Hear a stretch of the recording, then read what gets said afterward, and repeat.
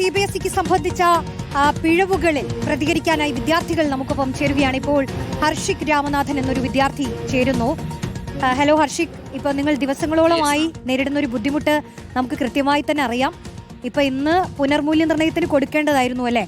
എന്താണ് സൈറ്റിൽ സംഭവിച്ചിട്ടുള്ളത്? ഹർഷിക് ഒന്ന് വിവരിക്കാമോ നിലവിലുള്ള അവസ്ഥ? മാം, ഇപ്പൊ നമ്മുടെ റീവാലുവേഷന് വേണ്ടിയിട്ട് ഡേറ്റ് പറഞ്ഞിരുന്നത് ഇന്നാണ്. പക്ഷെ നമ്മുടെ പ്രശ്നം എന്ന് വെച്ചാൽ ഇന്ന് ഈ സമയം വരെ നമുക്ക് ഇതുവരെ ആ റീവാലുവേഷന്റെ പോർട്ടൽ ഓപ്പൺ ആയിട്ടില്ല. ഓപ്പൺ ആയിട്ടുണ്ട്, അത് വർക്കിംഗ് അല്ല. മാം, ഈ CBSEയുടെ പോർട്ടൽസിൽ ഒരു മെയിൻ ഇഷ്യൂ ആയിട്ട് വരുന്നത് എന്താണെന്ന് വെച്ചാൽ, ഒരു 12th പഠിക്കുന്ന ഒരു കുട്ടിക്ക് ആ പോർട്ടൽ കംപ്ലീറ്റ്ലി ഹാക്ക് ചെയ്തെടുക്കാൻ പറ്റുക എന്ന് പറഞ്ഞു കഴിഞ്ഞാൽ നമുക്ക് ആ പോർട്ടലിന്റെ ഒരു സെക്യൂരിറ്റി തന്നെ നമുക്ക് പറയാൻ പറ്റും. ഇത് കാരണം നമ്മൾ ഇപ്പൊ പറയുകയാണെങ്കിൽ കോളേജ് അഡ്മിഷൻസ് ഒക്കെ വളരെ അടുത്താണ് വരുന്നത്. ഇപ്പം ഒരു 4-5 ദിവസത്തിൽ തന്നെ ഞാൻ പറയുകയാണെങ്കിൽ മോസ്റ്റ് ഓഫ് ദ കോളേജസിൽ അഡ്മിഷൻ പ്രോസസ്സ് സ്റ്റാർട്ട് ആവും.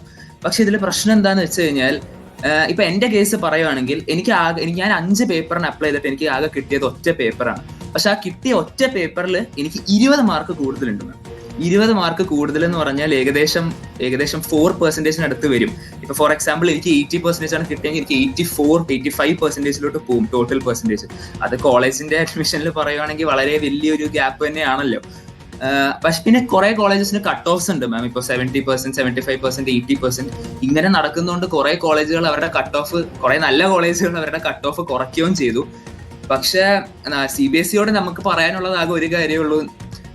ഓക്കെ, OSM അവർ ഇംപ്ലിമെന്റ് ചെയ്തു, ഓക്കെ. പക്ഷെ ഞങ്ങൾക്ക് പറയാനുള്ള കാര്യം എന്താന്ന് വെച്ചാൽ, ഇവരുടെ ഈ സൈറ്റിലുള്ള സംഭവങ്ങളൊക്കെ ഒന്ന് റെക്ടിഫൈ ചെയ്ത് കഴിഞ്ഞാൽ തന്നെ കുറച്ച് കൂടി നല്ലതായിരിക്കും. അതെന്തായിരിക്കും സംഭവിച്ചിട്ടുണ്ടാകുക? ഇപ്പോൾ ഒരു കേന്ദ്ര വിദ്യാഭ്യാസ മന്ത്രി തന്നെ വന്ന് ഉത്തരവാദിത്തം ഏറ്റെടുക്കുന്നൊക്കെ കഴിഞ്ഞ ദിവസങ്ങളിൽ നമ്മൾ കണ്ടു. ഇനി ഇങ്ങനെ പിഴവുകൾ ഉണ്ടാവില്ല എന്ന് ഏറ്റുപറയുന്നത് കണ്ടു. പക്ഷെ തുടർച്ചയായി വീണ്ടും പിഴവുകളാണ്. ഇതിപ്പോൾ 2ാമത് തീയതി മാറ്റിവെച്ചതാണല്ലോ അല്ലേ? അപ്പോൾ നിങ്ങൾ ഒരുപാട് പ്രതീക്ഷിച്ചിട്ടുണ്ടായിരുന്നു. പ്രത്യേകിച്ച് ഇപ്പോൾ ഹർഷിക് പറയുന്ന പോലെ തന്നെ ഈ കൂടുതൽ പേപ്പറുകൾ ആവശ്യപ്പെട്ടതിൽ കിട്ടുന്നത് തന്നെ വളരെ കുറച്ച് പേപ്പറുകൾ. അതിൽ പല വിദ്യാർത്ഥികൾക്കും കിട്ടിയത് മറ്റു വിദ്യാർത്ഥികളുടെ പേപ്പറുകൾ. ഇത് ആകെ അവതാളത്തിലായിരിക്കുന്ന ഒരു സാഹചര്യമാണല്ലേ?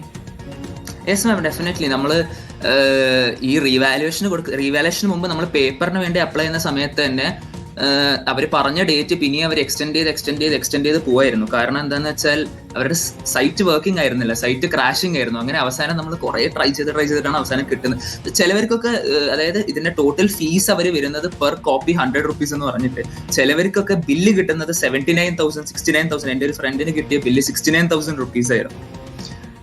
എന്തോ സൈറ്റിലുള്ള എന്തോ എററാണ്. അതിനെ കുറിച്ച് കൂടി പറയാവുന്നതാണ്. അപ്പൊ നിങ്ങൾക്ക് ഇതിന്റെ ബുദ്ധിമുട്ടുകൾക്ക് പുറമേ ഉണ്ടാവുന്ന ഒരു സാമ്പത്തിക നഷ്ടം ഉണ്ടല്ലോ. അപ്പോൾ ഒരു പേപ്പർ ഇങ്ങനെ പുനർമൂല്യനിർണ്ണയത്തിനായി അയക്കുമ്പോൾ എത്രയാണ് ചിലവ്? അതിനെ പറ്റിയൊക്കെ ഒന്ന് പറയാമോ?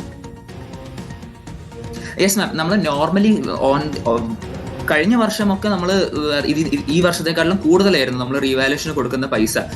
പക്ഷെ ഈ വർഷം എന്താന്ന് വെച്ച് കഴിഞ്ഞാൽ ഇത്രയ്ക്കും ആൾക്കാർ OSM കാരണം ഇത്രയ്ക്കും ആൾക്കാർ റീവാലുവേഷന് കൊടുക്കുന്ന കാരണം അവർ ഇതിന്റെ പൈസ കുറച്ചു. പക്ഷെ എത്രയൊക്കെ കുറച്ചു എന്ന് പറഞ്ഞാലും ഒരു 500 രൂപ നമ്മൾ 5 സബ്ജക്റ്റിന് കൊടുക്കുക എന്ന് പറഞ്ഞു കഴിഞ്ഞാൽ അത് അത്യാവശ്യം ബുദ്ധിമുട്ടുള്ള ഒരു കാര്യം തന്നെ ആയിരിക്കും most of the people in the society. ഇപ്പോൾ പുതിയ ഒരു പരീക്ഷ മൂല്യനിർണ്ണയ രീതിയാണല്ലോ ഇപ്പോൾ CBSE ബോർഡിന് കീഴിൽ നടന്നത്. CBSE അവകാശപ്പെടുന്നുണ്ട്, കേന്ദ്രം അവകാശപ്പെടുന്നുണ്ട്, ഇത് ആഗോള പല തലങ്ങളിലും ഇത് നടക്കുന്നതാണ് ഈ രീതി എന്നൊക്കെ പറയുന്നുണ്ട്. പക്ഷേ നിങ്ങൾക്ക് അതിനെ സംബന്ധിച്ച് എന്താണ് തോന്നുന്നത്? ഇപ്പോൾ പുതിയൊരു രീതി അവലംബിച്ചതിൻ്റെ പ്രശ്നം, അതൊരു സ്വകാര്യ ഏജൻസിയെ ഏൽപ്പിക്കുന്നു, അവർക്ക് വലിയ പിഴവുകൾ സംഭവിക്കുന്നു, അവർക്കെതിരെ കൃത്യമായ നടപടി എടുത്തിട്ടില്ല, അത് മറ്റൊരു കാര്യം. അപ്പോൾ എന്താണ് നിങ്ങൾക്ക് തോന്നുന്നത്? ഇത് പഴയതുപോലെ തന്നെ മതിയായിരുന്നു, അല്ലെങ്കിൽ പുതിയൊരു രീതി അത് വളരെ സുതാര്യമായി കൃത്യമായി നടക്കേണ്ടതുണ്ടായിരുന്നു എന്നല്ലേ നിങ്ങൾ പറയുന്നത്, അല്ലേ? യെസ് മാം, പഴയ രീതി, അതായത് ഈ OSMൽ വന്ന ഏറ്റവും വലിയൊരു വീഴ്ച എന്ന് പറഞ്ഞു കഴിഞ്ഞാൽ അവർ ടീച്ചേഴ്സിന് പ്രോപ്പറായിട്ട് ട്രെയിനിങ് കൊടുത്തിട്ടില്ലായിരുന്നു എന്നാണ്. പല ടീച്ചേഴ്സിനും ആക്ച്വലി പറയുകയാണെങ്കിൽ പല ടീച്ചേഴ്സിനും ഓൺലൈൻ രീതിയിൽ മാർക്കിടാൻ അറിയത്തില്ല. പക്ഷെ ഇവർ ഇത് ചെയ്തത് ഒരു 6 months or 7 months ട്രെയിനിങ് ഒക്കെ കൊടുത്തിട്ടായിരുന്നു ഇവർ ചെയ്തതെങ്കിൽ ആബ്സല്യൂട്ട്ലി ഫൈൻ ആവുമായിരുന്നു കാര്യങ്ങളൊക്കെ. ആൻഡ് അവർ പ്രോപ്പർ ആയിട്ടുള്ള ഏജൻസി വെച്ചിട്ട് പ്രോപ്പറായിട്ട് ചെയ്യുമായിരുന്നു എങ്കിൽ ആബ്സല്യൂട്ട്ലി ഫൈൻ ആവുമായിരുന്നു കാര്യങ്ങൾ. പക്ഷെ ഇവിടെ പ്രശ്നം എന്താ വെച്ചാൽ, കുറച്ച് ദിവസം, അതായത് ഈ ഇവാലുവേഷന്റെ കുറച്ച് ദിവസം മുമ്പാണ് ടീച്ചേഴ്സിന് നോട്ടിഫിക്കേഷൻ വരുന്നത് ദാറ്റ് ഓൺലൈൻ ഇവാലുവേഷൻ ആയിരിക്കും കണ്ടക്ട് ചെയ്യാൻ വരുന്നത്.